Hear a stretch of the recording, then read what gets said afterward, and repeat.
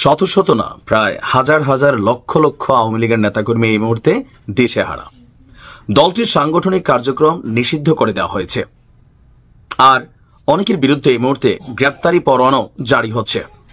বিভিন্ন রাজনৈতিক দলগুলো, বিশেষ করে ছোট ছোট যে দলগুলো, এমনকি নতুন যারা যে দলগুলো হয়েছেন আওয়ামী লীগের বিরোধিতা প্লাস আওয়ামী লীগ নেতাকর্মীদেরকে শাস্তির আওতায় আনতে নানান ধরনের প্ল্যান, পরিকল্পনা, আইনকে ব্যবহার অথবা মব জাস্টিস থেকে শুরু করে অনেক কিছুই কিন্তু আমরা দেখছি। ভয় ঢুকে গেছে আওয়ামী লীগের অনেক নেতাকর্মীদের মধ্যে, বিশেষ করে যারা অপরাধী তারা দেশ ছেড়ে পালিয়েছেন, আর যারা এমনিতে ভালো মানুষ কিন্তু আওয়ামী লীগ করতেন, এখন অনেক আওয়ামী লীগ কি ভালো মানুষ করে নাকি? করে ভাই, অনেকেই করে। তো দলকে পছন্দ করতেন কিন্তু দলের পক্ষে কখনো মারামারি, গুন্ডামি, তারপর হচ্ছে ধরেন গুম, খুন, হত্যা, অন্যের উপর অত্যাচার, জুলুম, নির্যাতন এরকম করেন নাই, শুধুমাত্র দল করতেন। এই যে একটা বিশাল সংখ্যক অনুসারী, তারা কোথায় যাবে? দর্শক, এই অনুসারীদের জন্য আশার আলো দেখিয়েছে বিএনপি। তবে ইতিমধ্যেই দলটি সমালোচনার মধ্যেও পড়েছে বিরোধী রাজনৈতিক দলগুলোর।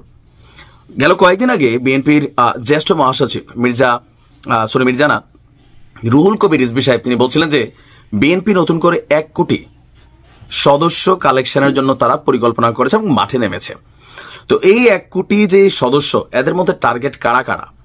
যেহেতু এখন বাংলাদেশে আওয়ামী লীগের খুবই দুর্দিন চলছে, তো আওয়ামী লীগের ওই সকল নেতাকর্মী যারা কোনো রকম অপরাধের সাথে জড়িত না, যারা আওয়ামী লীগের অন্যায়কে অন্যায় বলেছে, অন্যায়ের বিপরীতে প্রতিবাদও করেছে, এবং কি আওয়ামী লীগ সরকার থাকাকালীন নানান ধরনের মামলা হামলার শিকারও হয়েছে, কেন?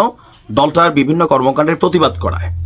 আবার ধরেন কোন রকম অপরাজনীতি অথবা নেগেটিভ যা কিছু আছে, কোনো কিছুর সাথে তার সম্পৃক্ততা নেই, বাট আওয়ামী লীগের সমর্থক ছিলেন এবং জুলাই আগস্টের পরে আওয়ামী লীগের কর্মকাণ্ডের উপর ক্ষিপ্ত হয়ে আছেন।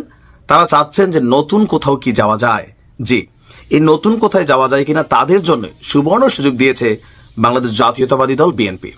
আর এ নিয়ে কয়েকদিন আগে রুহুল কবির রিজভী সাহেবের যে বক্তব্য, সেই বক্তব্যের সমর্থনেই আমরা দেখলাম যে দলটির খুবই গুরুত্বপূর্ণ একজন নেতা আমির খসরু মাহমুদ চৌধুরী, তিনি আবার গতকালকে একই বক্তব্য দিয়েছেন যে আওয়ামী লীগের চিহ্নিত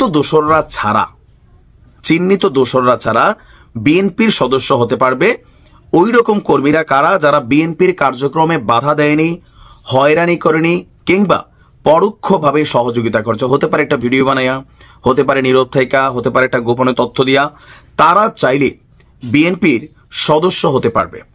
আপনার গতকালকে চট্টগ্রামের কাজীর দেউড়িতে বিভাগীয় পর্যায়ে সদস্য ফরম বিতরণ এবং নবায়ন কার্যক্রমে প্রধান অতিথি হিসেবে তিনি বলছেন, দেশের বৃহত্তর অংশকে বিএনপির সদস্য করতে হবে, তবে সমাজের অগ্রহণযোগ্য ব্যক্তি, চাঁদাবাজ, দুর্নীতিবাজ এদেরকে এই সদস্যের বাহিরে রাখার চেষ্টা করতে হবে।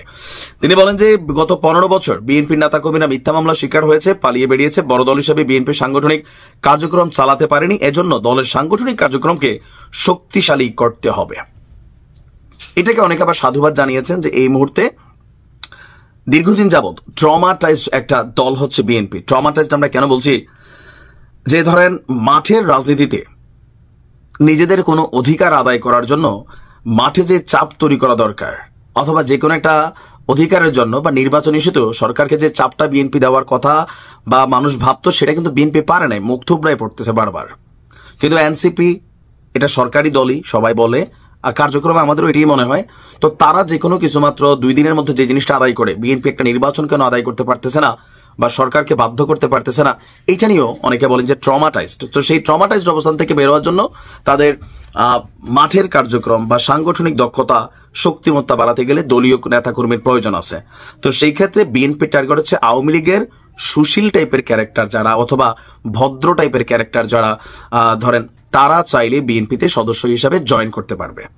এখন এটা আওয়ামী লীগের জন্য আশার আলো হলেও বিএনপির নেতাকর্মীরা মনে করতেছেন যে এটা কোনোভাবে মানা যায় না। কেন মানা যায় না? কারণ দলের দুর্দিনে থাকা ত্যাগী নেতাকর্মীরা অনেক জায়গায় মূল্যায়ন পাবে না, অনেক জায়গাতে তারা হয়তো কমিটিতে স্থান পাবে না।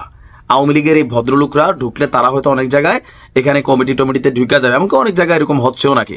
তো সেইটারও একটা মিশ্র প্রতিক্রিয়া আছে। আবার অনেকে মনে করছেন যে না, বিএনপির উচিত আওয়ামী লীগের এই যে যারা ভদ্র ক্যারেক্টার অথবা ধরেন ভালো মানুষ ছিল, তাদেরকে তাদের দলের মধ্যে নেওয়া। কারণ বিএনপি মিশ্র, বিএনপিতে এরকম আছে, বাংলাদেশ আওয়ামী লীগও আছে, এখন আবার এনসিপিতে যারা ঢুকছে তাদের মধ্যে অনেকে হয়তো এরকম ব্যাকগ্রাউন্ডে ক্যারেক্টার কোনো না কোনো দলে থাকবে।